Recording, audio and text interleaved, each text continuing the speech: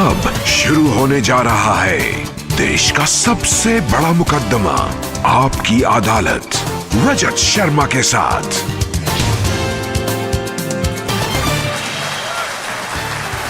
नमस्कार, नमस्कार। आपकी अदालत में आपका बहुत बहुत स्वागत है। आप जानते हैं पिछले कई दिन से हमारी मुंबई फिल्म इंडस्ट्री में तरह तरह की बदनामियां हुई। किसने कहा कि मुंबई फिल्म इंडस्ट्री वाले नेपोटिज्म करते हैं, किसने कहा कि यहाँ ड्रग एडिक्शन है, किसने कहा कि यहाँ रंग को लेकर, कभी धर्म को लेकर। लेकिन इस अंधकार में एक चिराग ऐसा है जो जलता रहा। इस बदनामी के दौर में एक शख्स ऐसा है, एक फिल्म स्टार ऐसा है जिसको लोगों ने बहुत प्यार किया, अपना दोस्त समझा। कई जगह तो उनके मंदिर बना दिए गए। लेकिन जब लोकप्रियता बढ़ती है, नाम बढ़ता है, तो फिर इल्जाम भी लगते हैं, सवाल भी पूछे जाते हैं। तो please welcome real life hero Sonu Sood.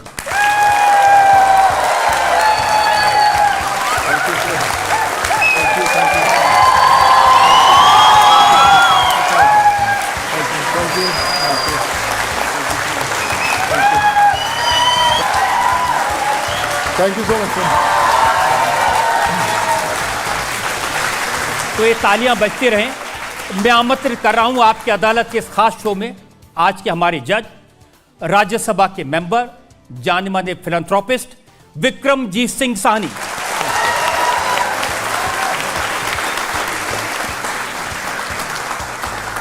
और इससे पहले कि मुकदमा शुरू करें, इल्जामात और सवालात का सिलसिला शुरू करें, आज के जज विक्रमजीत सिंह साहनी की इजाजत चाहेंगे आज की कार्रवाई शुरू करने के लिए। इजाजत। तो आइए शुरू करते हैं आज का मुकदमा। आपकी अदालत में पहला इल्जाम सोनू सूद का। बड़ा नर्वस हूं मैं। आपकी अदालत में फिल्म स्टार सोनू सूद पर इल्जाम है कि ये अपनी मनमर्जी करते हैं। सोनू, ये सही है कि आपके फादर ने आपको दुकान में कपड़ा नापने का काम दिया था और आप दुकान छोड़ के नागपुर चले गए इंजीनियर बनने अपनी मर्जी से? मेरे फादर मदर हमेशा कहते थे कि पढ़ाई बड़ी इंपॉर्टेंट है, तो इसलिए मैं उस नागपुर गया इंजीनियरिंग करने के लिए। लेकिन मैंने ये सोचा नहीं था कि एक्टर बनना है, यही था कि वापस आना है, शॉप पे बैठूंगा या कुछ और बिजनेस एक्सपैंड करेंगे। लेकिन चाहते थे इंजीनियरिंग करें जी, और आप बगैर टिकट मुंबई पहुंच गए। अनरिजर्व टिकट पे गया था, टिकट लिया था पर रिजर्वेशन नहीं था, बस बैठ के कहीं कोने में सीट्स पे बैठ के एडजस्ट करता करता मुंबई पहुंचा था। टीटी ने पकड़ा था? टीटी ने थोड़े थोड़े पैसे खिला के बैठ गया था कोने में से। और जब मुंबई पहुंचे तो वहां भी चौकीदार को पैसे खिला के स्टूडियो के अंदर घुस पाए? सर फिल्म सिटी गया तो मुझे किसी ने बोला कि ऐसे जाने नहीं देंगे, तो मुझे लगा कि शायद देख के लगूंगा मैं एक्टर टाइप का हूँ, एंट्री दे देंगे। पर वहाँ पर भी फिल्म सिटी में रोक लिया, बोले कि जब शूटिंग नहीं है तो जाना नहीं पड़ता। तो आप 15-20 मिनट खड़ा रहा वहाँ पर और फिर किसी को 200-400 खिलाए और फिर अंदर वापस गया। और मैं सर सेट पे गया और मुझे लगा कि शूटिंग कहीं चल रही थी, मुझे लगा कि मैं खड़ा हो जाऊंगा और कोई ना कोई डायरेक्टर वगैरह देखे, एक्टर टाइप का लगता है, उसको काम देते हैं। तो पर ऐसा कुछ हुआ ही नहीं सर। सारा दिन घूमता रहा शाम तक फिल्म सिटी में और फिर वापस आया और तब पहली दफ़ा रियलाइज़ हुआ कि ये जो मैं सोच कर आया था वैसे उतना इजी नहीं है, थोड़े धक्के खाने ज़रूरी है। और देखिए, मेरे पास आपकी 97 की एक तस्वीर है। वाह। वो तस्वीर देख के ये अंदाज़ा लगाना पड़ेगा कि ये लड़का फिल्मों में हीरो बन सकता है कि नहीं।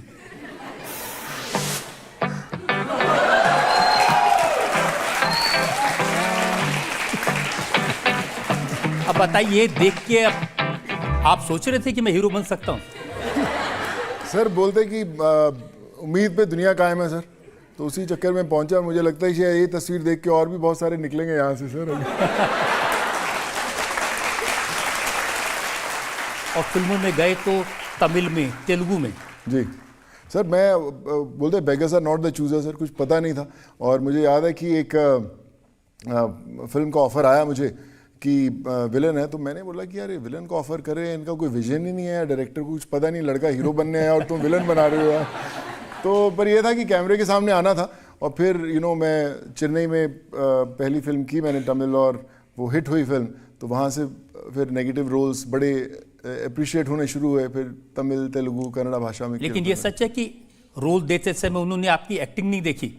नहीं सर, मेरा उन्होंने पहले देखूं तो पहला जो लुक था उन्होंने देखा कि हाइट बॉडी है, चलो इसको देते हैं, रोल देते हैं। फिर एक्टिंग करते करते सीख गया सर, थोड़ा बहुत आता था, लेकिन पहला लुक वाइज ही मिला था सर, पहला रोल। आपके एक दोस्त ने कहा कि साउथ की फिल्में इसलिए करनी शुरू की क्योंकि जिस लड़की से मोहब्बत की कॉलेज में वो तेलुगु थी। वो सर वो एक्सीडेंटल काम हो गया था पहले। तब जब सोनाली से मुलाकात हुई, वो तेलुगु थी, तब सोचा नहीं था फिल्मों में आना, लेकिन बोलते हैं कि तकदीर घुमाकर वापस आपको वहीं ला देती जहाँ पे आप बिलोंग करते हैं। और फिर साउथ की फिल्म शुरू हुई, और मुझे लगता है कि पंजाबियों से ज़्यादा साउथ इंडियन ज़्यादा खुश होने शुरू हुए कि यार इसकी पिक्चरें देखते हैं। और जब मैं पंजाब आता था और लोगों को बोलता था, मेरी मदर बोलते थे कि वो साउथ की पिक्चर कर रहे हैं, तो पंजाब वाले कहते यार मुंडा पिक्चर करता है, देखता तो है नहीं कभी टीवी पे यार। तो आई थिंक धीरे धीरे फिर दिखने शुरू हुए, तो लोगों को लगा हाँ कुछ कर ही रहा है यार, नहीं तो ऐसे टाइम पास नहीं करा मुंबई में। जब दिखने लगे जी, तो गांव वाले, परिवार वाले तो सोच रहे होंगे ना बेटा हीरो बनेगा जी, तब आप बने खलनायक, विलन। राइट। मुन्नी बदनाम हुई, डार्लिंग तेरे लिए। सर पहले जो अभिनव कश्यप जो हमारे डायरेक्टर हैं, वो मणिरत्नम की युवा में असिस्टेंट हुआ करते, तब उन्होंने मुझे हीरो के रोल के लिए चुना गया था पहले कि यार मैं एक करप्ट पुलिस वाले की भूमिका निभाऊंगा। उस समय दबंग लिखी जा रही थी, तो तब जब मुझे छेदी सिंह का उल्टा रोल मिला, जब सलमान ने चुलबुल पांडे का रोल ले लिया, तो मुझे छेदी सिंह का रोल दिया। मैंने बोला कि ये तो नहीं करूँगा मैं। तो बोले यार नहीं कर, तू अच्छा है, रोल है। फिर मैंने बोला कि मैं थोड़ा सा लिखता हूँ उसको, मैं थोड़े से डायलॉग वायलॉग्स ठीक करता हूँ इसको, और कोई लिखने का शौक था। फिर मैंने 2-3 दिन में पूरा स्क्रिप्ट लिखा, कुछ डायलॉग्स लिखे, और फिर सुनाया मैं कि अगर ये ठीक है तो चलता है। देन सेट कि नहीं तो आजा करते हैं, और फिर सर दबंग बन गई। तो आपने छेदी सिंह के डायलॉग खुद लिखे? मैंने लिखे थे सर, काफ़ी डायलॉग्स लिखे। मैं बड़ी फिल्मों में लिखता हूँ अपने सारे डायलॉग्स, क्रेडिट नहीं लेता, बट बड़े हिट डायलॉग मेरे लिखे होते हैं सर। तो मेरे को सलमान लेकर गए, कहते चलो हम लोग खाना खाने जाते हैं, वहाँ वाई में शूटिंग कर रहे थे हम लोग। तो सलमान बोला यार तू बड़ा लंबा है, तू गाड़ी में कंफर्टेबल तो है ना? तो मैंने बोला क्या ना सलमान, कानून के हाथ और सोनू सूद की लात दोनों बहुत लंबी हैं भैया। तो उसने बोला यार डायलॉग बड़ा अच्छा है, तो चलो पिक्चर में यूज़ करते हैं। फिर हमने अगले दिन वो डायलॉग यूज़ किया कि कानून के हाथ और छेदी सिंह की लात दोनों बहुत लंबी हैं भैया। तो मेरे सर ऐसे बन गई लाइन। और उस फिल्म का सबसे फेमस डायलॉग तो सलमान का था कि इतने छेद करेंगे। वो मुझे याद है, हमारा फर्स्ट डे ऑफ शूट था, मुझे लिखने का शौक था, मैं अभिनव के साथ बैठ जाता था। उसके अंदर भी जो डायलॉग कि हम तुम में इतने छेद करेंगे कि कंफ्यूज हो जाओगे सांस, उसके अंदर भी कहीं ना कहीं मेरी कलम चली थी। तो उसमें सर लिखने का शौक है सर, लिखवा लेते तो लिख देता हूँ सर। खलनायक के तौर पर जब आप हिट हुए जी, तब आपने सोचा कि अब रियल लाइफ में हीरो बन जाते हैं? मैं जब मुंबई आया तो बड़ी इच्छा थी कि अच्छे किरदार निभाएं, अच्छी फिल्मों का हिस्सा बने, कोई 100 करोड़ की बिजनेस करती, कोई 500। मुझे लगता था ज़िंदगी वो है। और जब कोविड आया और आम लोगों के साथ जुड़ना शुरू किया, तब मैंने पहली दफ़ा महसूस किया कि जो ज़िंदगी का सबसे इम्पॉर्टेंट किरदार था वो तो अब मैं निभाने का मौका मिला, जिसका इतने सालों से इंतज़ार कर रहा था, और ये ऊपर वाला डायरेक्ट कर रहा था। और आज भी सर वो फिल्म चल रही है, मैं चाहूँगा कि आखिरी ब्रेथ तक वो फिल्म चलती रहे, ऐसे ही ऊपर वाला मुझसे काम करवाता रहे और मैं ऐसे ही जुड़ता रहा। लेकिन सुनिए, ये किरदार निभाने के चक्कर में जो फिल्मों के रोल थे वो चले गए। मैंने सुना कि चिरंजीवी ने आपको फिल्म में पीटने से मना कर दिया, उन्होंने कहा इनको मारेंगे तो पब्लिक मुझे मारेगी। बिल्कुल सर, एक्शन चल रहा था। एक्चुअली सर 2 दौर थे। जब कोविड शुरू होने से पहले आधी फिल्म बनी थी, ऐसे 2-3 फिल्म थी, और जब कोविड के दौरान बंद हो गई शूटिंग और वापस आए तो इमेज बदल चुकी थी। और फिर जो हमारे एक्शन डायरेक्टर से हमारे एक्टर्स साथ में तो बोले कि यार हम मारेंगे तो नहीं, उसको लात मारेंगे तो गाली पड़ेगी। तो फिर कई चीज़ें रीशूट हुई, कई वापस री एडिट हुए, और साउथ में थोड़ी सी इमोशन लोगों की ज़्यादा रहती, तो उन्होंने बोला कि यार ये चलेगा नहीं, अगर इसके ऊपर कुछ गाली दे ली या कॉलर पकड़ने की कोशिश की तो फिर लोग पसंद नहीं करेंगे। तो वापस हमने रीशूट किए थे फिर पोर्शंस। लेकिन दोस्त और घर वाले नहीं कहते थे कि बहुत पिटते हैं हर फिल्म में? सब कहते तो थे पहले कि यार तू मतलब बॉडी शॉडी तो उससे बेटर बना रखी है, लेकिन पिटता तू ज़्यादा है। तो मैंने बोला कि मैं तो एंड में पिटता हूँ, लेकिन पूरी पिक्चर में मैं पीटता हूँ। तो एंड में थोड़ी सी पिट खाने की कोई प्रॉब्लम नहीं है सर। कंगना रनौत की फिल्म के लिए आपने बड़ी मेहनत की थी, कुश्ती के लिए बॉडी बनाई थी जी। जब फिल्म आई तो उसमें रोल काट दिया गया? सर उसमें सर कंगना दोस्त है, मैं वो फिल्म जब की थी, क्रिश डायरेक्टर थे उसके और शूटिंग पूरी ख़त्म हो गई थी। फिर जब कंगना ने मुझे कहा कि मैं चाहती हूँ कि वापस मैं वो डायरेक्ट करना चाहती हूँ फिल्म, तो मैंने बोला कि मैं देखना चाहता हूँ कि क्या है, क्या पिक्चर में जो करना है। जब मैंने देखा तो मेरे सीन्स दिखे नहीं मुझे, तो मैंने बोला यार ये तो फिर सही नहीं है, मैं दोस्ती भी है और मैं कर भी नहीं सकता, तो मैं अगर शूट करूँगा तो मैं जो ओरिजिनल डायरेक्टर है उन्हीं के साथ शूट करूँगा। अगर आपको करनी है तो मैं भी मैं हाथ जोड़ के निकल जाऊँगा फिल्म से। तो मैं निकल गया वहाँ से पिक्चर से। लेकिन कंगना ने कहा कि सोनू सूद में ईगो है जी, और एक विमेन डायरेक्टर के अंडर काम नहीं करना चाहते थे, इसलिए निकल लिए। मैं सर फराह खान के साथ किया था, जब उसने ऐसा स्टेटमेंट दिया तो फराह खान डर गई कि भैया मैं तो लड़की हूँ भैया, मेरा जेंडर मत बदलो आप। तो कोई फर्क नहीं, तो ऐसा नहीं है सर। जनता से जो लोग सवाल पूछना चाहते हैं। हम आपको हिंदी मूवीज़ में देखते आए हैं और आपने जो अपना करियर स्टार्ट करा है वो तमिल एंड तेलुगु मूवीज़ से करा है, और आप हैं पंजाबी सर जी। तो अगर आप अपना कोई एक डायलॉग तमिल तेलुगु मूवी का हम लोगों को बोल के बताएं तो अच्छा लगेगा सर। जी मुझे याद है सर, पहली फिल्म तमिल फिल्म थी, पिक्चर का नाम था कल्लड़गर। तो मुझे उन्होंने बड़ा एक लंबा सा डायलॉग दिया और कभी कैमरा फेस किया नहीं था, नर्वसनेस थी, नई दुनिया, नई भाषा, नए लोग, तो मैंने पूरा रट लिया था वो डायलॉग। और जब मैंने जाकर बोला तो कुछ डायलॉग ऐसा था कि साक्षात अंदे याने मुग्धन विनायक पेरुमाने करुणोदय कपतना वेरे मनसला नाम वेर करो तो देव निंदाए आगदा, तो समथिंग लाइक दैट।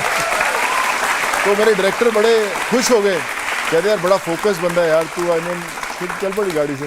एक तमिल तेलुगु तो ठीक है जी, चाइनीज फिल्में की आपने? चाइनीज़ की सर, चाइनीज़ की, अमराती फिल्म्स की सर, तो अलग अलग भाषाओं में मैंने पिछले की। चाइना में तो जैकी चैन ने बुलाया था, तो उन्होंने बोला कि एक दिन अचानक फ़ोन आया, मैं पंजाब में था और फ़ोन आया कि we are calling from Jackie Chan productions और we want you to do this film.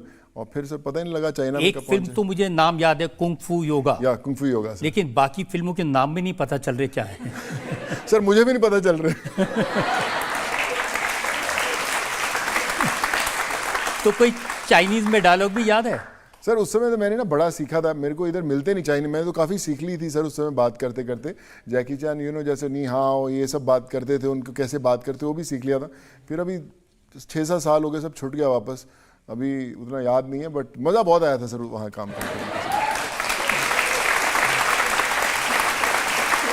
और सवाल कोई पूछना चाहते हैं?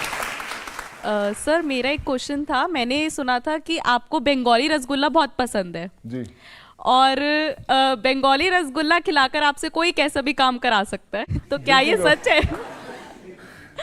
बिल्कुल।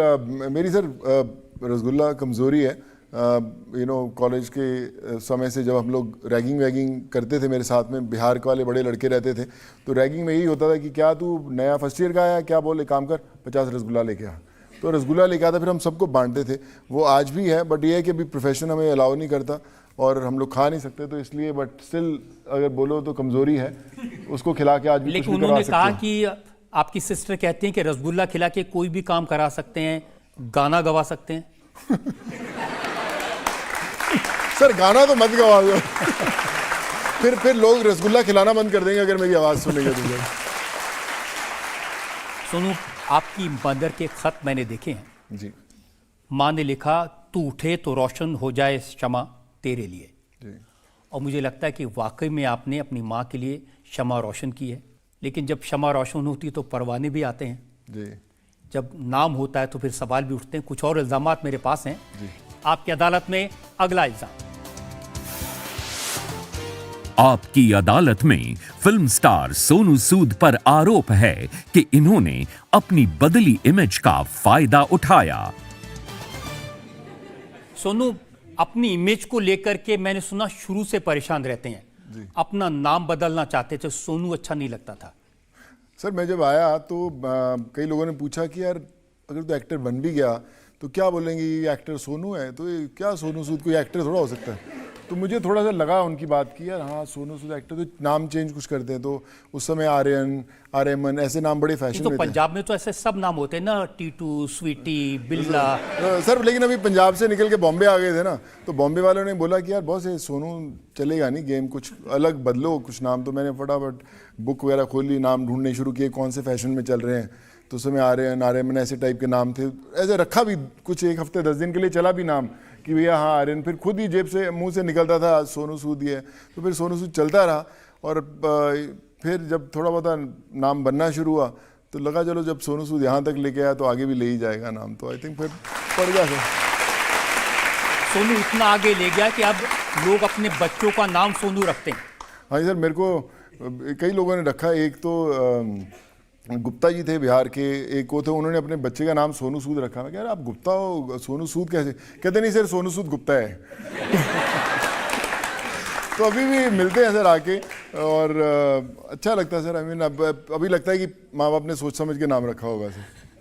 सोनू ये सब इसलिए अच्छा लगता है क्योंकि आपने लोगों के लिए बहुत काम किया, दिन रात मेहनत करके मजदूरों को घर भेजा, स्टूडेंट्स को फ्लाइट से बुलाया, लोगों के ऑपरेशन कराए, एजुकेशन कराई। लेकिन लोग ये भी पूछते हैं जो शमा के परवाने हैं जी कि ये क्यों करते हैं? जी, इमेज चमकाने के लिए, छवि बनाने के लिए? मैं तो खाना बांटने निकला था, कुछ लोगों को खाना बांटने लगा, तो उन लोगों को फिर घर भेजना शुरू किया। तो लोगों की जो उम्मीद जब जुड़नी शुरू हुई तो ऐसा लगा कि पूरा देश लग गया। तो पता ही नहीं चला कि कब उस लेवल का हो गया कि लोगों के सवाल भी उठने शुरू हो गए कि ये अचानक कहाँ से उठ के आ गया। लोग कहते बंद हो जाएगा, अभी देखना 1 महीने में बंद हो जाएगा, 15 दिन में हो जाएगा। 2.5 साल हो गए सर। अभी जो उस समय कोविड में करते थे, मुझे लगता है कि उससे ज़्यादा काम अभी हम लोग कर पा रहे हैं। पर आज भी आप मेरे घर पे आएंगे किसी भी समय, 365 डेज कभी भी आएंगे, 500-600 लोग हमेशा घर के नीचे परमानेंट रहते हैं हमारे, सोते हैं, कहीं से भी आते हैं।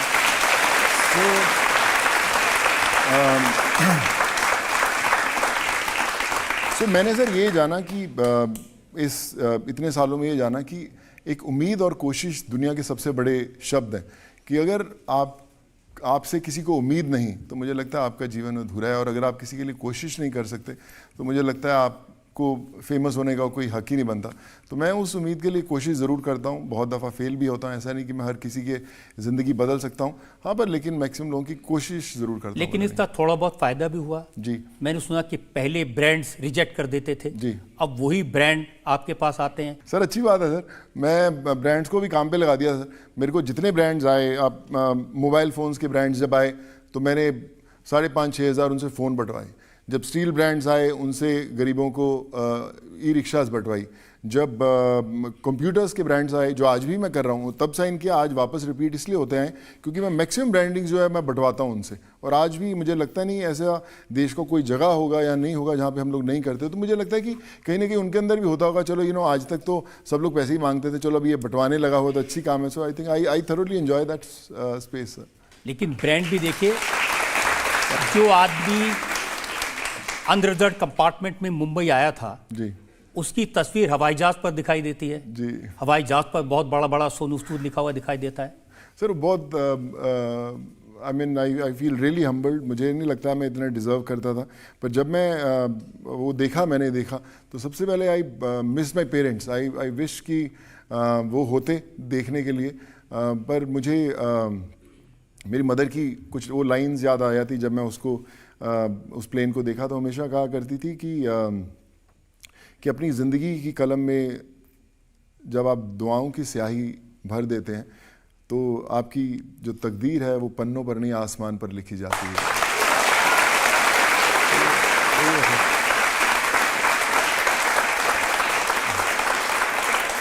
लेकिन जब आपने शुरुआत की थी तब आप कॉमिक में नागराज बने थे जी। उसकी कुछ तस्वीरें मेरे पास हैं, मैं दुनिया को दिखाना चाहता हूं। नागराज, जुर्म का दुश्मन, जिसके आगे है बेअसर आग का तूफान, आंखों में सम्मोहन, हाथों से निकले जहरीले नाग। नागराज अपराधियों का मिटा दे नामो निशान। राज कॉमिक्स में नागराज का नया कॉमिक। ये कैसा रोल था जिसमें आंखों से आग निकलती थी?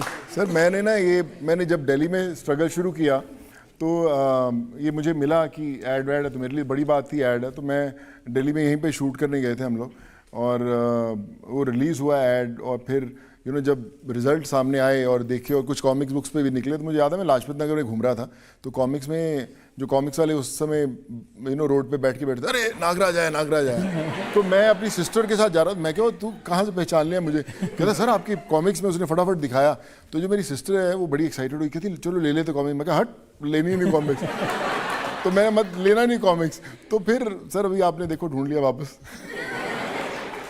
देखिए कहाँ नागराज जी, और कहाँ सोनू सूद आज के, जिसके नाम पर लोग फूड स्टॉल बनाते हैं।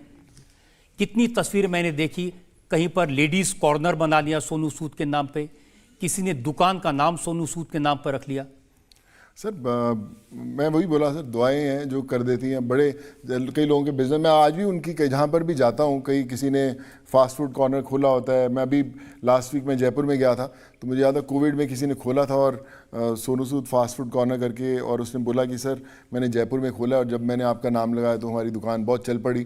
तो मैंने बोला था कि मक्खन खूब डालना, जब मैं आऊँगा खाने के लिए तो तैयार रखना। तो मैं लास्ट वीक जयपुर में कुछ काम से गया था, लेकिन मैं उस दुकान पर गया था उसके खाने के लिए, और मैंने बोला कि मक्खन तैयार रख, कभी खाते हैं। सो आई फील कि मुझे लगता है कि मेरा एक रिश्ता है उन लोगों के साथ, मैं कभी जानता नहीं हूँ, बट कहीं ना कहीं वो कनेक्शन है। लेकिन जहाँ भी जाते हैं वहाँ की वीडियो बनाते हैं और पोस्ट करते हैं। मुझे लगता है कि शायद जब कल हम नहीं रहेंगे, या हमारे बच्चे देखेंगे या कुछ देखें, तो उनको लगता है कि वो जुड़नी बड़ी है, एक मैसेज बड़ा ज़रूरी जाना ज़रूरी है कि जो लोग शायद हमेशा सोचते होंगे कि आप उनके पास आएंगे, वो आप नहीं जाएं, तो मुझे लगता है कि वो रिश्ता कभी जुड़ ही नहीं पाएगा। तो I think it's a very important message कि आम लोगों को अपने साथ लेकर चलना बड़ा इंपॉर्टेंट। देखिए आम लोगों ने साउथ में आपके नाम पर मंदिर बना दिए, आपको भगवान बना दिया, ये कुछ ज़्यादा नहीं हो गया? ज़्यादा है सर।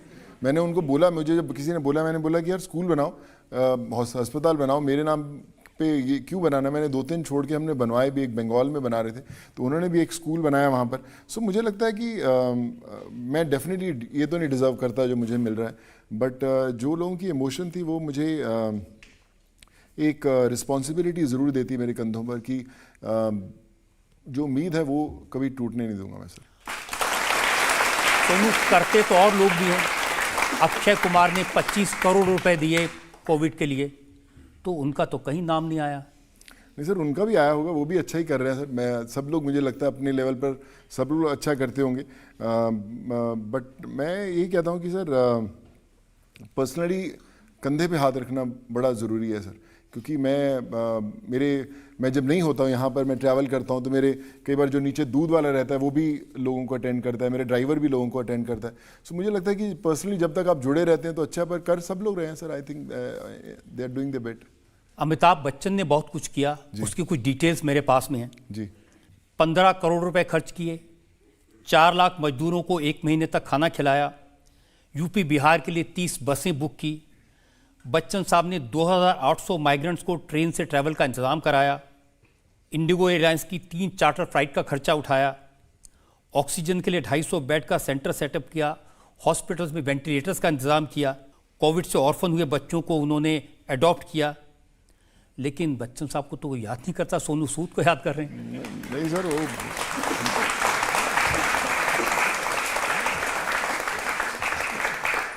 सर बच्चन साहब इंस्पिरेशन है हमारी, हम सबकी इंस्पिरेशन है, और तो कमाल का काम करते हैं सर। उन्हीं के दिखाए हुए नक्शे कदम पे हम भी चल रहे हैं सर, और चलते रहेंगे सर हमेशा। जब अक्षय और अमित जी की बात मैंने लोगों से की, तो किसने मुझे कहा कि सोनू की फिल्म का एक डायलॉग है, भाई और डॉन के ऊपर किंग होता है। सर मेरी पिक्चर का डायलॉग था सिंग इज किंग का, बट मुझे लगता है सर वो बड़े लेजेंड्स हैं सर। मैं तो अभी शुरुआत की है ज़िंदगी की, अभी बहुत लंबा सफ़र तय करना बाकी है, बट इंस्पायर करते आए सर वो मुझे। मैं तो बैक बेंचर हूँ सर इसमें। Thank you. आपकी अदालत में अगला इल्जाम। आपकी अदालत में फिल्म स्टार सोनू सूद पर आरोप है कि इनके फंड का सोर्स एक रहस्य है। सोनू, आपने बहुत अच्छा काम किया, लाखों मजदूरों को घर भिजवाया, स्टूडेंट्स को हेल्प की, ये सब बगैर पैसे के तो होता नहीं, तो कहाँ से आता है वो पैसा? जैसा आपने बोला सर, बहुत पैसे चाहिए ये सब करने के लिए। जब मैं शुरू किया तो मुझे पता था कि जिस लेवल का डिमांड आ रही है लोगों की काम की, ये तो 2 दिन भी नहीं आप सरवाइव नहीं कर सकते जिस लेवल पे आ रहा था। तो मुझे लगा कि इसको जोड़ें कैसे। तो मैंने जितने ब्रांड्स, मैंने जैसे बोला कि मेरे जितने ब्रांड्स, आप अगर बात करें ऐसा कोई ब्रांड जिनके साथ मैंने नहीं काम किया, जिनको मैंने साथ में अपने साथ डोनेशन पे नहीं लगाया। मैंने हॉस्पिटल्स को, मैंने डॉक्टर्स को, मैंने कॉलेजेस को, मैंने टीचर्स को, मैंने फार्मास्यूटिकल कंपनीज़ को, मैंने इसको एक्सपोर्टर्स को, हर बंदे को उसके काम में लगाया कि आप जुड़ो कैसे है। नौकरी देनी है, चलो इतने लोगों को काम देनी है। मेरी अपीयरेंसेस चाहिए, मैं फ्री में करूँगा, चलो ये करो। वो जुड़ते गए अपने आप होते गए। अभी भी हम लोग जितने अगर आप देखेंगे ऐसा, मुझे किसी ने बोला कि आप या तो एक चीज़ चुनो, या तो एजुकेशन चुनो, या आप मेडिकल चुनो, या आप जॉब चुनो। आप सब नहीं कर सकते। बड़े मेरे को NGOs ने फ़ोन किया कि सोनू, देश की 160 करोड़ आबादी है, ये आप सर्वाइव नहीं कर पाओगे ज़्यादा। तो मैंने बोला कि जो मेरे घर पे नीचे आता है मैं उसको मना तो नहीं कर सकता। तो आज आप देश के जम्मू कश्मीर से लेके कन्याकुमारी तक किसी भी छोटे से छोटे ज़िले, छोटे से छोटे स्टेट, कोई कहीं पे भी आप बोलें, मैं पढ़ा सकता हूँ, मैं इलाज करवा सकता हूँ, मैं उसको जॉब दिला सकता हूँ। आप एक फ़ोन करेंगे, मैं करवा दूँगा। सोनू, यही बात मैं पूछना चाह रहा हूँ। इतने सारे लोगों के लिए बसेस का इंतजाम करना, इतने सारे लोगों के लिए ट्रेन का इंतजाम करना, फिर आपने अपनी वेबसाइट पर लिखा कि 4000 स्टूडेंट को किर्गिस्तान से लाए, तजाकिस्तान से लाए, मॉस्को से लेबरर्स को लाए, ये सब हवाई जहाज में आए। राइट। ये कोई सस्ता काम तो नहीं है। जिन के पास अफोर्ड कर पा रहे थे, दे पेड फॉर द टिकट्स। ऐसा नहीं कि मैंने सबको टिकट्स दी। मैंने बोला कि आप जो अफोर्ड करते हैं करो, जो नहीं अफोर्ड करते वील मेक श्योर वील लेके आए। तो उसके बाद Kyrgyzstan, Kazakhstan, Uzbekistan, Georgia, Philippines, Russia, इनमें से कोई फ्लाइट ही नहीं उड़ रही थी सर। तो मुझे नहीं लगता कि देश का कोई ऑफिस, उन देशों के ऑफिस एम्बेसडर जिनके साथ मैंने नहीं बात की, मैं 24 घंटे सिर्फ यही काम करता था, एयरलाइंस की परमिशंस और उनको लाने में। अपने आप होता था, बट हाँ लगे भी हैं बहुत फंड्स, पर बहुत लोगों ने खुद जो अफोर्ड करते हैं, दे ऑल्सो पेड फॉर। आप कह रहे हैं कि 400-500 लोग रोज आपके घर के बाहर आते हैं, हर एक की अलग अलग तरह की डिमांड होती है, तो कैसे पूरा करते हैं? कोई कहता है कि मेरा घर बनवा दो, आप किसको कहते हैं जो ट्रैक्टर दे देता हूँ, तो सब चीज़ में खर्चा तो होता ही है। सर खर्चा होता है। मैं आपको एक छोटा सा एग्जांपल देता हूँ। मैं कुछ समय पहले दुबई गया, और जब मैं लैंड किया तो वहाँ पे इमिग्रेशन में जा रहा था, तो एक जेंटलमैन मेरे पास आए, कहते सर मैं my name is mister Wilson and मैं फलाने हॉस्पिटल का डायरेक्टर हूँ, so can I have a selfie with you. तो उन्होंने सेल्फी वेल्फी मेरे से लिया, तो बोले कि you are doing great work, और आपने हमारे एक बैंगलोर के अंदर एक बोन मैरो ट्रांसप्लांट कराया था, और एक केरला के हमारी ब्रांच के अंदर आपने एक किसी का लिवर ट्रांसप्लांट कराया था, और आपने पैसे दिए थे, which is commendable and we want you as a brand ambassador of are.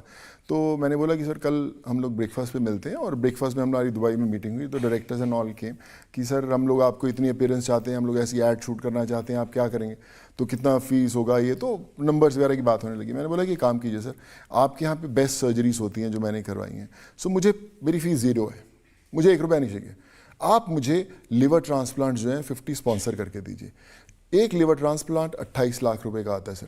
उन्होंने 50 लिवर ट्रांसप्लांट स्पॉन्सर किए, जो 12.5 करोड़ के लिवर ट्रांसप्लांट है सर। 19 लिवर ट्रांसप्लांट आज भी हम लोग करा चुके हैं, और आज भी हम लोग नेशनल चैनल पे बैठे हैं। मैं आज भी लोगों को बोलता हूँ, कोई बंदा कहीं पे जो अफोर्ड करता है, जिसकी जो 200 रुपया लेबर लेता है, अपने बच्चे का 25-28 लाख का ऑपरेशन नहीं करा सकता, आज भी हम लोग उनको फ्री में कराते हैं। और अगर कभी कोई ज़रूरत पड़ी, I am saying on the national media, please call me, I will try to make it happen sir. Sonu, मैं आपके जवाब देखता हूँ, आप जो लोगों को जवाब देते हैं, किसने कहा मुझे ट्रैक्टर दे दो, आप कहते हैं कल पहुँच जाएगा। किसने कहा मेरे घर की छत बनवा दो, आप कहते हैं परसों बन जाएगी।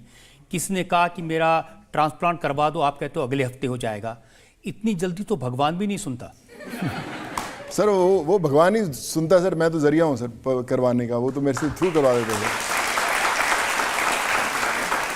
और आपकी वेबसाइट पर मैं देखता हूँ कि कितने लोगों के आपने ट्रांसप्लांट करवाए, कितने लोगों के आपने हार्ट ऑपरेशन करवाए।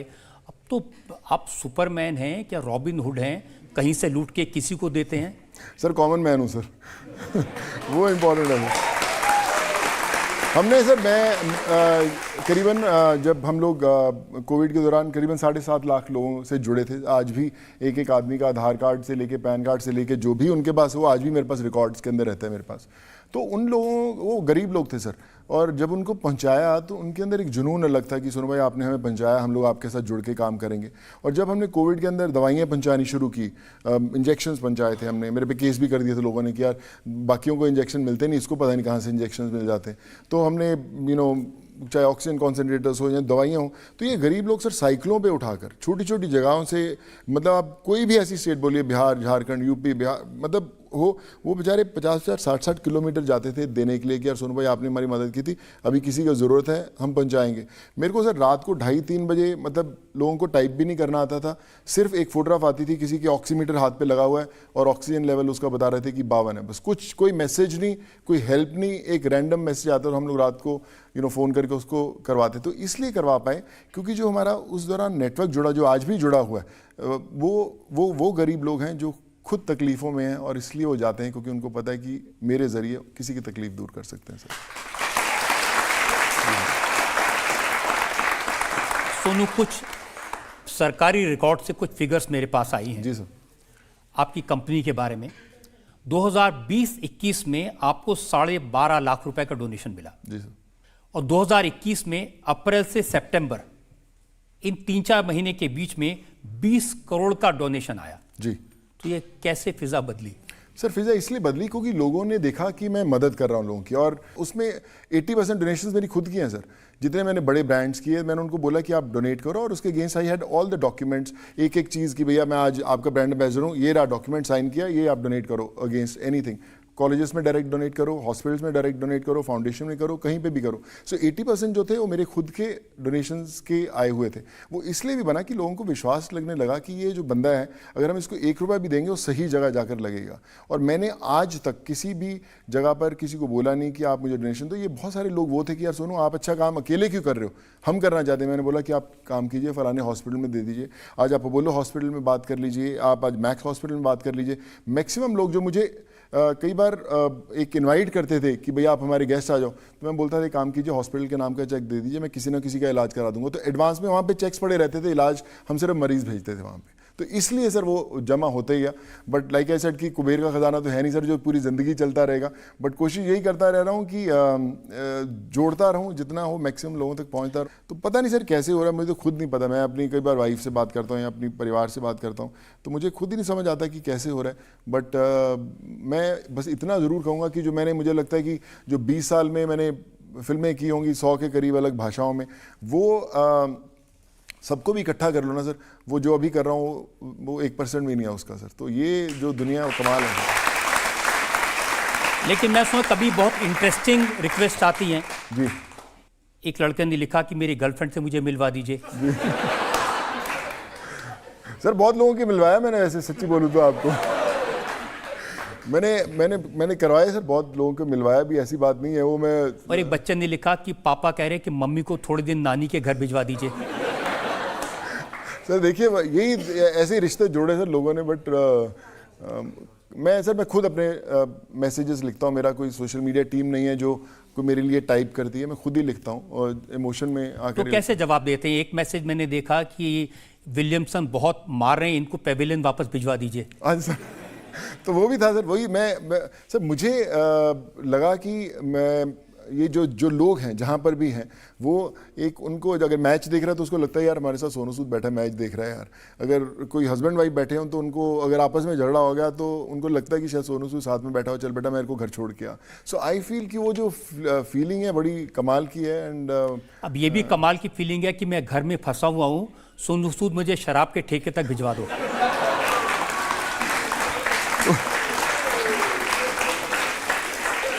तो वो भी ट्वीट आया था कि मुझे शराब के ठेके तक पहुंचा दो। तो मैं बोला कि तो शराब के ठेके पर तो खुद पहुंच जाए, जब टल्ली हो जाएगा घर मैं पहुंचा दूंगा। किसी ने लिखा कि मेरा 7 साल का बेटा टीवी पर फिल्म देख रहा था जिसमें हीरो सोनू सूद की पिटाई कर रहा था, तो उसने टीवी तोड़ दिया। तो सोनू जी नया टीवी दिलवा दीजिए।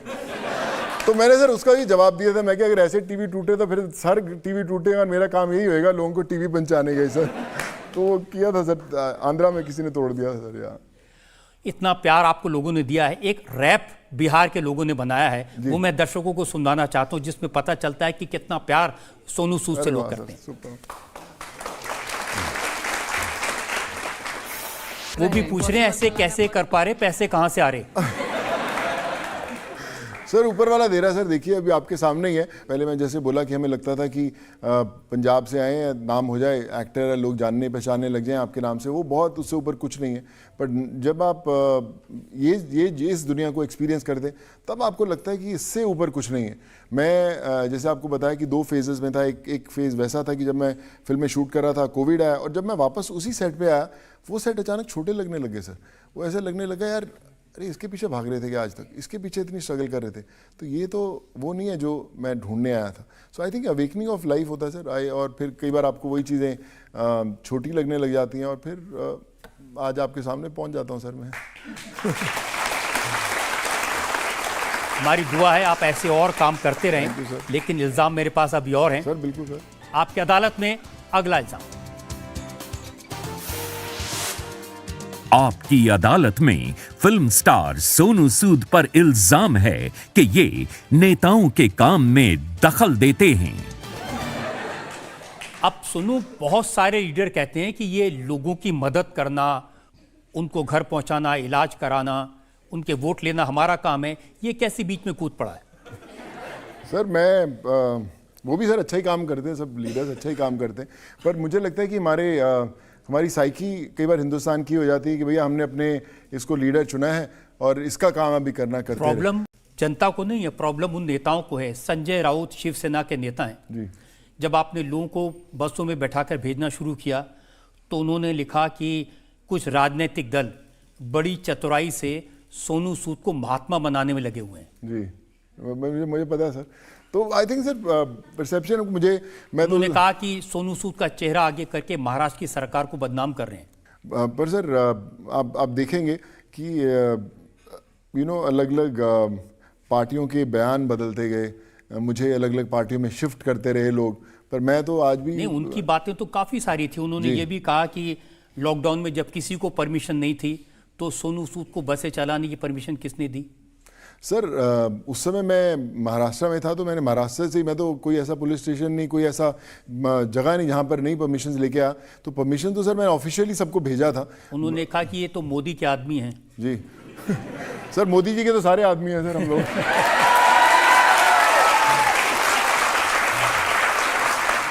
लेकिन आपको उनकी बातों से परेशानी तो हुई होगी जब उन्होंने कहा कि ये तो एक्टर है, पैसे दे के कुछ भी करवा लो। सर ऐसा नहीं था। मुझे जब उन्होंने बयान दिया था मुझे पता भी नहीं था, मैं तो उस रेलवे स्टेशन पे था, कहीं पे भिजवा रहा था, तो मुझे अचानक किसी का फ़ोन आया, किसी ने बोला कि यार तूने न्यूज़ देखा क्या? तो मैंने बोला देखा नहीं, क्या न्यूज़ है? तो कह कि यार ऐसा कुछ बयान हो गया। मैं कोई बात नहीं सर, चलने दो, उनका बयान है तो कोई बात नहीं, बड़े हैं वो बोल सकते हैं। पर उस समय शाम तक वो काफ़ी बड़ी बात होगी तो मुझे खुद ही नहीं पता लगा। पर सर मुझे लगता है कि फर्क नहीं पड़ता सर क्या बोलते हैं, सच्चाई फर्क तो पड़ा था, क्योंकि फिर शाम को आप चीफ मिनिस्टर को मिलने गए थे, उद्धव ठाकरे के पास शिकायत करने गए थे। नहीं, शिकायत नहीं करने गया था सर। मेरे कुछ कॉमन फ्रेंड्स हैं तो उन्होंने बोला कि शायद कहीं मिसअंडरस्टैंडिंग है, क्योंकि जब उन्होंने बयान दिया तो फिर जनता ने थोड़ा सा साथ दिया और थोड़ा सा आक्रोश दिखाया, तो फिर किसी ने बोला कि नहीं मिल के आना चाहिए, क्योंकि आप न्यूट्रल। तो मैं सिर्फ उदय जी से मिलने गया था और उन्होंने बोला कि आई थिंक कुछ सम मिसअंडरस्टैंडिंग है, तो हमारी तरफ से कोई बयान नहीं। तो I think it was just casual meeting sir. लेकिन बात वहाँ नहीं रुकी, फिर बीएमसी ने कहा कि आपने एक रेजिडेंशियल हाउस को होटल में कन्वर्ट कर दिया है, उसको लेकर के केस बना। सर वो ना मेरा खुद का बनाया हुआ नहीं था, वो पहले से ही था होटल। मैंने सिर्फ ये किया था कि जितने माइग्रेंट्स थे उस समय उनके पास घर नहीं थे, सड़कों पे थे, तो मैंने उनको सबको वहाँ पे ठहरा दिया था। तो जितने लोग थे माइग्रेंट्स जो थे वहाँ रुके हुए थे, तो मुझ पर फिर थोड़े से सवाल उठाए गए कि क्यों कर रहा है ऐसा काम। तो फिर शरद पवार के पास जाना पड़ा आपको? नहीं सर, शरद जी तो मैं वैसे ही मिलने गया था, कुछ उनसे मैंने कभी जिक्र भी नहीं किया इसके बारे में, ना कभी हेल्प मांगी कि मुझे बताएं। लेकिन आपको लग रहा था कि आपकी जो लोकप्रियता हो रही है, पॉपुलैरिटी हो रही है, पब्लिक सपोर्ट मिल रहा है, उससे ये लोग जलने लगे हैं? नहीं सर, मुझे नहीं लगता कि जल रहे थे, बट ये है कि जब आप लाइमलाइट में आते हैं तो धुआं तो उठ रहा था। धुआं तो आग भी लग रही थी सर बड़ी जगह पे। बट सर चलता है, मुझे लगता है फर्क नहीं पड़ना चाहिए, रुकना नहीं चाहिए। आई थिंक मेरी मदर हमेशा कहा करती कि ज़िंदगी में अगर स्पीड ब्रेकर्स ना आए तो समझ लेना तुम सही रास्ते पे नहीं चल रहे हो, अगर स्पीड ब्रेकर्स हैं तो मतलब सही रास्ते पे चल रहे हो। तो लेकिन कुछ लोग ऐसे थे जिन्होंने तारीफ की थी। प्रियंका गांधी ने आपको फ़ोन किया? बिल्कुल प्रियंका जी ने किया था, in fact she was the first one two call. उन्होंने कहा था कि बहुत अच्छा काम करें। स्मृति ईरानी जी उन्होंने भी मुझे कॉल करके बहुत बूस्टअप किया था कि just keep the good work going. और आई थिंक ये मैटर करता है, आपको लगता है कि आप सही रास्ते बहुत सारे चीफ मिनिस्टर्स के बयान देखे मैंने। पंजाब के मुख्यमंत्री अमरिंदर सिंह थे उस समय जी। उत्तराखंड के मुख्यमंत्री रावत थे जी। उड़ीसा के मुख्यमंत्री, सब लोगों ने तारीफ की, ट्वीट किया। जी सर बिल्कुल। मैंने इनफैक्ट जब मैं फ़्लाइट शुरू की तो और बसेस शुरू की तो सब स्टेट्स में जा रहा था। इनफैक्ट पहली जो फ़्लाइट उड़ी थी हिंदुस्तान में वो कोचीन के पास एर्नाकुलम एक जगह है सर, वहाँ पे करीबन 170-80 लड़कियां जो थी एक स्टिचिंग फैक्ट्री में काम करती जो फंस गई थी।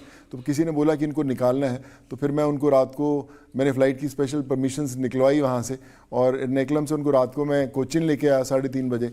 और फिर मैंने सुबह, मुझे 1.5 घंटे की परमिशन मिली थी एयरपोर्ट खुलवाने की, और फिर मैंने उनको कोचीन से भुवनेश्वर लेके आया था। तो पटनायक सर जो है वहाँ के सीएम, उन्होंने बोला था कि thank you so much for saving these 170 girls.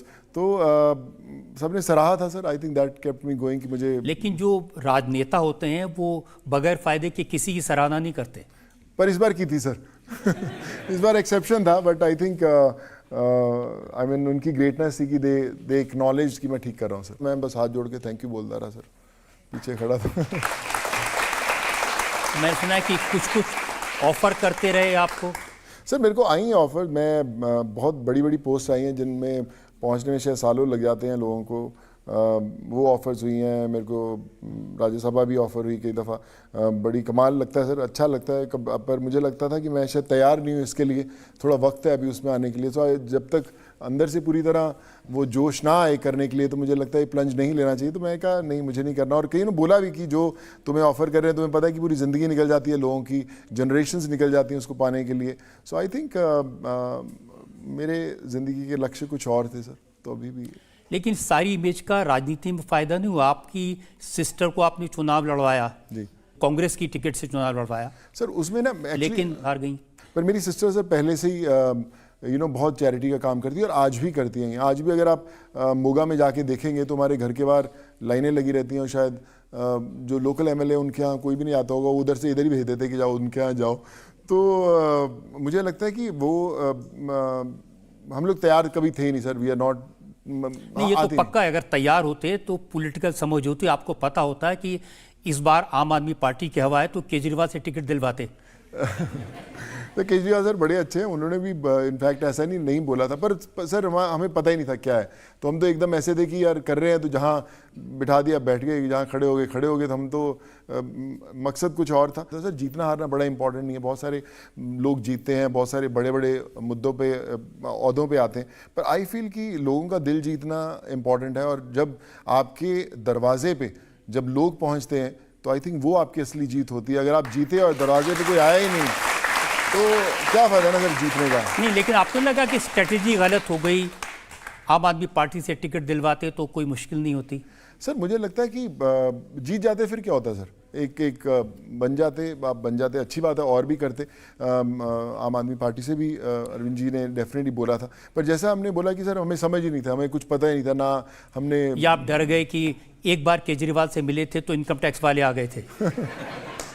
नहीं सर, ऐसी बात आप नहीं है। मिले उसके 19 दिन बाद मेहमान आ गए थे। अच्छा 19 दिन थे सर, मैं भूल गया कैलकुलेशन आ गए थे sir. But like I said कि मैं जब अरविंद जी से मिला था, मैं उनसे मिला था एक बड़ा कमाल का। मैं एजुकेशन में सर बड़ा सपोर्ट करता हूँ। अभी मेरे मदर प्रोफेसर थे, तो मैंने आज आप कोई भी फील्ड की बात करें, CA IAS, कोई भी, हम लोग हज़ारों स्टूडेंट्स को पढ़ाते हैं। तो अरविंद जी थॉट कि I should be the face of a program called Desh ke mentor, कि भैया किस तरह लोगों को हम मेंटोरशिप करें। और मैं तो उसी का मेंटोरशिप का एक फेज़ बनने गया था। और जब वहाँ पे भी पूछा गया था, मैं तभी भी बोला था कि मुझे पॉलिटिकल कोई एम्बिशन नहीं है, तो मैं तो पढ़ाने आया हूँ बच्चों को। बट मे बी शायद लोगों ने कुछ और देखा होगा और घर पे मेहमान आए होंगे, पर कोई बात नहीं सर, हमने सबने एंजॉय किया। नहीं, लेकिन ये इनकम टैक्स वाले ऐसे ही आते हैं जैसे आजकल BBC के दफ्तर में आए हुए हैं। तो अच्छा सर, मैं तो जब मेरे घर पे आए तो मैं तो सुबह जब 5:30-6 बजे सुबह आए तो मैं तो उठ जाता हूँ जल्दी। तो जैसे ही आए तो मैंने बोले कि सर हम वहाँ से आए हैं डिपार्टमेंट से। तो मैं कहा सर वेलकम, आप आइए। अभी मैं कहा पर ये बात ज़रूर है सर कि आप जितने भी 2 दिन 4 दिन जितने दिन भी रुकेंगे आपकी ज़िंदगी का ये सबसे बेस्ट एक्सपीरियंस होगा, और जब आप जाएंगे आप कहेंगे इतना मज़ा कहीं और नहीं आया जितना यहाँ पे आया। तो और उन्होंने बोला भी सर, जब वो गए भी तभी भी उन्होंने बोला मेरे घर पे कबर्ड्स में कोई लॉक नहीं है सर, मेरे यहाँ पे कुछ नहीं है, तो हर चीज़ खुली है, मेरी कबर्ड्स ऐसे ही रहती है। हमारे घर का दरवाज़ा जी जो भी है वो भी लॉक नहीं है, उसको सुबह हम लोग खोल देते हैं, जिसको भी आना होता है अंदर आ जाता है, चले जाता है। तो जब उन्होंने कबर्ड्स खोली, ड्रॉर खोली, तो बोले लॉक ही नहीं यार तुम्हारे यहाँ पे। मैं कहा सर ऐसे ही हमारे खुले ही रहते हैं घर, पूरा ऐसे ही रहता है। So I think that was something that they thought कि यार अरे बड़ी कमाल की जगह है। तो लेकिन जानने के बाद जो रिपोर्ट उन्होंने भेजी उसकी कुछ एक्सर्ट मेरे पास में है। जी सर।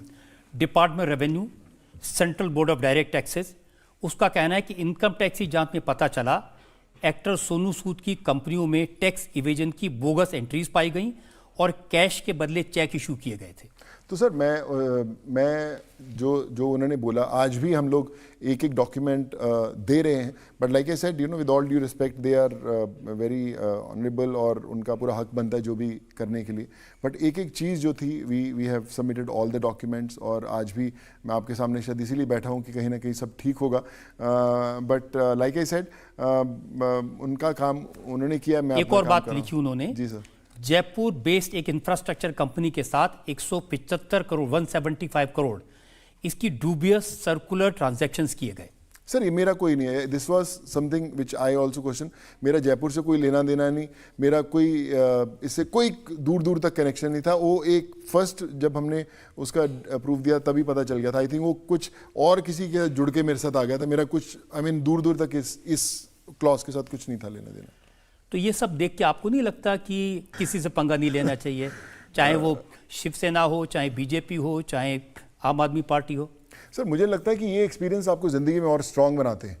तो मुझे वो लाइनें याद आती हैं कि हौसला रख एक समय ऐसा आएगा, हौसला रख एक समय ऐसा आएगा जब घड़ी दूसरे की होगी और समय तेरा बताएगा। तो all these experiences sir made me stronger. मैं आपको छोटा सा सर एग्जांपल देता हूँ। एक जोधपुर का केस था, एक किसी का इलाज करना था। वो एक कम्युनिटी के लोग थे और उस बच्चे का लिवर ट्रांसप्लांट का केस था सर। वो 35-38 लाख रुपए उसके लग रहे थे उस बच्चे के। 8 साल का बच्चा था, शुभम नाम था उसका, जोधपुर का बच्चा। तो किसी मेरे दोस्त ने रेफ़र किया और मैंने बोला कि मैंने अपोलो हॉस्पिटल में बात किया हैदराबाद में, तो किया उसका कम करा के 35 से 28 लाख। 28 लाख से मैंने बोला कि इनका बिल्कुल पैसे नहीं सर, मैं ही कर रहा हूँ इलाज। 18 लाख में हम लोग लेके आए। मैंने बोला कि आप इंतज़ाम करो, कितने पैसे इंतज़ाम करेंगे? तो उन्होंने बोला कि सर हम तो 2-2.5 लाख इकट्ठे कर पाएंगे। मैंने सीएम ऑफिस में फ़ोन करके मैंने बोला कि ये काम कीजिए आप सर, थोड़ा सा आप मदद कीजिए। सीएम ऑफिस से 10 लाख का चेक आया, 2-2.5 लाख इन्होंने किए, 6 लाख मैंने देखे सर, वो इलाज हो गया, 18 लाख का इलाज हो गया। जब 1-1.5 महीने बाद मेरे पास वापस बिलिंग आई तो मेरे पास 18 लाख की और बिलिंग जुड़ के आई अपोलो हॉस्पिटल से। मैंने अपोलो में बोला कि सर वो तो सीएम ऑफिस से 10 लाख आगे थे। तो गलती क्या हुआ कि सीएम ऑफिस से जो पैसे थे सर उनके पर्सनल अकाउंट में चले गए बच्चों के। तो मैंने उनसे फ़ोन किया, मैं कि सर आपके बच्चे को बचा दिया, आप हॉस्पिटल में तो जमा कर दीजिए। तो कहते नहीं सर हमें बच्चे का फ्यूचर भी तो देखना है ना सर। तो मैंने बोला कि सर देखिए अगर उसको नहीं बचाते तो बचता नहीं तो फ्यूचर कहाँ जाता है? कहते सर वो तो खर्च हो गया हमसे। तो मेरे जिन्होंने मेरे दोस्त ने रेफ़र किया, मैं तो आज तक उस बच्चे से मिला भी नहीं। सो मैं वो दोस्त को बड़ा बुरा लगा कि यार ऐसे बंदों की मदद ही नहीं करनी चाहिए आज तक।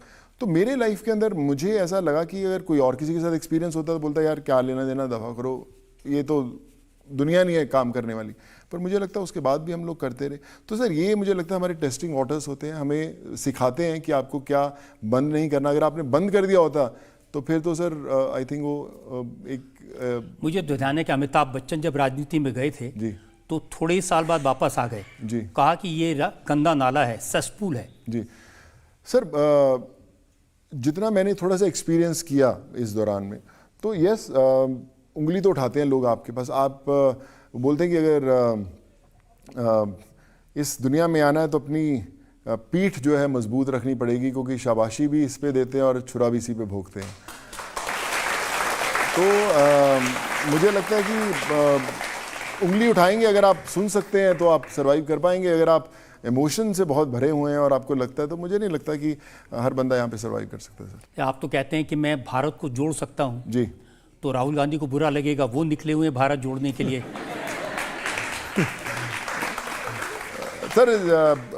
जो बंदा जोड़ सकता है जोड़ता रहे सर, अपने अपने लेवल पर। मैं भी कोशिश करता रहता हूँ सर, मेरे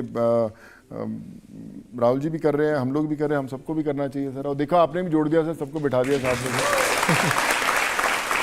मैं कहूँगा सोनू, आप बहुत अच्छा काम कर रहे हैं और वाकई में आपको इस काम को कंटिन्यू रखना चाहिए, और जो सावधानियां बरतनी है वो तो है ही ज़रूरी। पब्लिक से पूछते हैं, जनता में जो लोग सवाल पूछना चाहते हैं। मैं आपसे पूछना चाहता हूँ कि आप इतने काम करते हैं, जैसे वर्कआउट हो गया, एक्टिंग हो गई और सोशल वर्क हो गया, पर आप इन चीज़ों को टाइमली मैच कैसे करते हैं? मुझे खुद ही नहीं पता है भाई कैसे करते हैं। तो सही पूछो तो, मतलब आइडिया ही नहीं है, पता नहीं कैसे होता है। बट जब आपको मज़ा आने लगता है ना, जैसे आपको कोई चीज़ अच्छी लगती है, आप एंजॉय करने लगते हैं, फिर आप थकते नहीं हो उसमें अंदर। मैं कोविड के दौरान, मुझे याद है सर, मैं 22-23 घंटे मैं रोज़ जागता था और कई दिनों तक जागता रहा, 1 आध घंटा कई बार सोने को मिला, लेकिन थकते ही नहीं थे। और आज आप देखिए कि अगर आप नहीं भी कुछ करते तो आप थोड़ी देर बाद थक जाते हैं, आपको सोना होता है, नींद नहीं आती। सो मुझे लगता है कि कहीं ना कहीं वो आपका मेंटल गेम रहता है कि टाइमिंग कैसे मैच करना। समय होता नहीं है किसी के पास, पर अगर आप हाथ शायद वो पूछ रहे थे कि दिन भर लोगों की सेवा में लगे रहते हैं, एक्टिंग कब करते हैं? मेरी अभी एक फिल्म शुरू होने वाली, मेरे डायरेक्टर बोले इसको पहले फ़ोन पकड़ के रखो, आधे टाइम तो उसकी चैरिटी चलती रहती है, एक्टिंग कब करवाएंगे? तो कहीं ना कहीं सफ़र ज़रूर होती है, बट लाइक आई सेड, कोशिश करता हूँ बैलेंस करने की, बट दोनों चीज़ें इंपॉर्टेंट है अभी। मेरा यह सवाल है कि आपकी कौन सी नई मूवी आने वाली है? जी, मैं अभी एक फिल्म कर रहा हूँ, फतेह सर, साइबर क्राइम के ऊपर फिल्म है। इनफैक्ट वो भी इसलिए कर पाया क्योंकि मैं जब लोगों को हेल्प कर रहा था तो फ़ोन्स के थ्रू, मेरे नाम पे फेक लोन्स देने के थ्रू बहुत सारे लोगों को चीट किया रहा था। हमने 200-250 तो मैंने FIRs कराई पूरे इंडिया में। तो मैंने जब उस पर रिसर्च करना शुरू किया तो मुझे लगा कि ये जो साइबर क्राइम है बहुत बड़ी दुनिया है, बहुत बड़ा नेटवर्क है। सिर्फ बड़े लोग नहीं, छोटे, आज आपने देखा एम्स हैक हो गया, छोटे छोटे लोगों से पैसे निकाल लिए जाते हैं। तो उस पर मैंने वो सब्जेक्ट लिखा, डेवलप किया, खुद रिसर्च किया, लिखा भी, और कुछ राइटर्स को भी अच्छे साथ में लिया। सो वो फिल्म है फतेह। हम लोग अगले 10 दिन में ऑन फ्लोर जा रहे हैं, तो मे बी ईयर एंड पे आएंगे, एंड आई होप कि we can entertain you.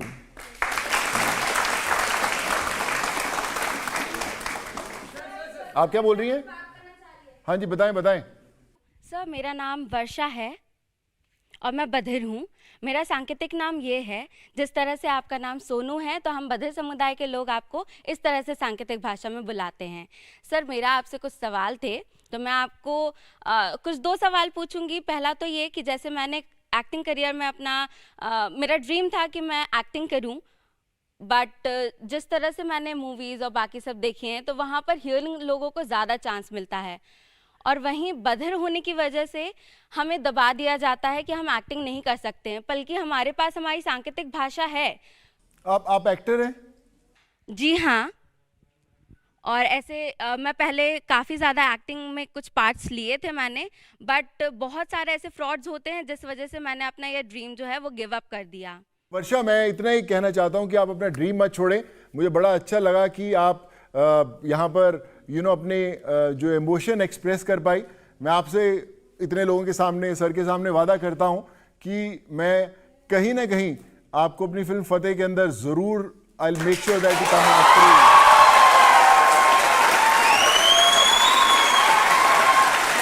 Thank you very much, thank you Sonu. ये जो जज्बा आपका है, शायद ये जज्बा ही आपको इतना बड़ा बनाता है। नहीं सर, मैं आपको बोला ना, आज जरिया था, मुझे पता नहीं जो हम लोग मैसेज दे पाए, बट आई थिंक शायद आज उनके लिए कुछ करना था हम लोगों को, शायद मैं इसलिए इस चेयर पे बैठा। But like I said sir, जो भी कुछ मेरे से हो पाता है, कर पाता हूँ, मैं उसकी कोशिश ज़रूर करता रहूँगा सर। आज हमने मुकदमा चलाया सोनू सूद पर, उनसे पूछा उनकी फिल्म की ज़िंदगी के बारे में, वो लोगों की जो सेवा कर रहे हैं, तरह तरह के काम कर रहे हैं उसके बारे में, उसकी फंडिंग के बारे में।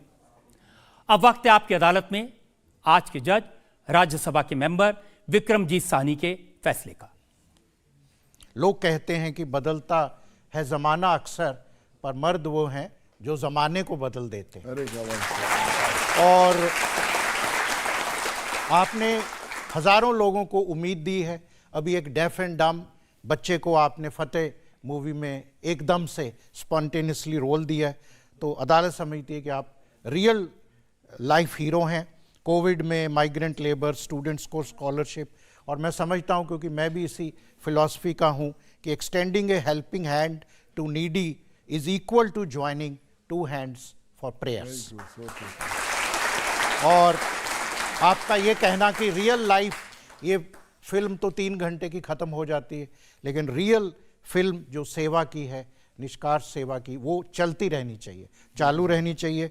और इसी तरह आप समाज सेवा करते रहें। ये अदालत आपको बाइज्जत बरी करती है और आपको सलाह देती है कि इसी तरह आपको उम्मीद करते हैं समाज सेवा करते रहें, पर किसी तरह के विवाद से बचकर रहें, सतर्क रहें और ट्रांसपेरेंसी से काम करें। धन्यवाद। कुछ कहना चाहते हैं आप? बिल्कुल, मैं यही कहना चाहूँगा कि बहुत अच्छा लगा सर, आपने मुझे इस लायक समझा कि मैं इस कटघरे में खड़ा हो पाऊँ, और जैसा आपने मुझे बाइज्जत बरी कर दिया sir, thank you so much. अब मैं फतेह की शूटिंग भी कर सकता हूँ तो बड़ा अच्छा लगा सर। और मैं जैसे आपने बोला सर कि ज़िंदगी में हम लोग हमेशा सोचते थे कि ज़िंदगी is all about light, camera, action, but ना तो लाइट्स हैं ना कैमरा है, सिर्फ एक्शन होना बड़ा इंपॉर्टेंट है। तो आज मुझे बड़ा अच्छा लग रहा है आप लोगों के बीच में, और इसलिए भी और अच्छा लग रहा है क्योंकि आज एक बड़ा स्पेशल डे है, और मैं ऊपर वाले का भी शुक्रिया अदा करता हूँ कि आज मुझे उसका उस दिन में हिस्सा आना का आज मैं बन पाया हूँ। आज हमारे रजत सर का बर्थडे है, तो हमने एक कुछ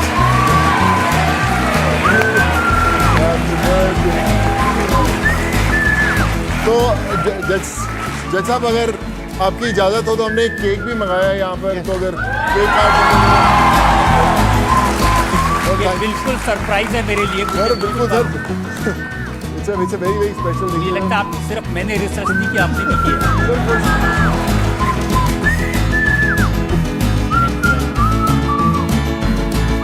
बाहर आ सकते हैं? आइए ना प्लीज, आइए। अब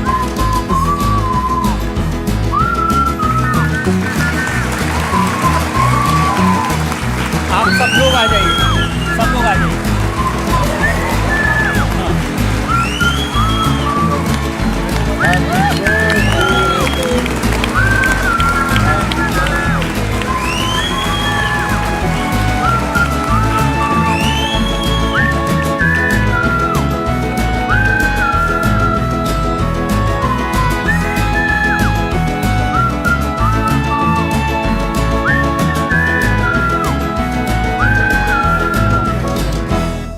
इंडिया टीवी हर वक्त हर जगह डाउनलोड करने के लिए सर्च करें India TV news Google play store या ऐप स्टोर पर।